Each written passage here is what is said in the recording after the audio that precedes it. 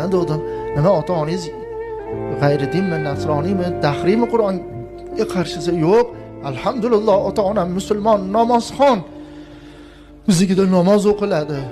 Nimaga bo'lmasam bildirmasdan Qur'on yodlatgan bo'ladimi dedingiz? Ota-ona bilsa xursand bo'ladi-ku desa, bir yig'lab oldida, ustoz, qiyomat kuniga borganda farzandiga Qur'on yodlatganlarga 70 ming qirrali nurdan bo'lgan toj kiygizilar ekan.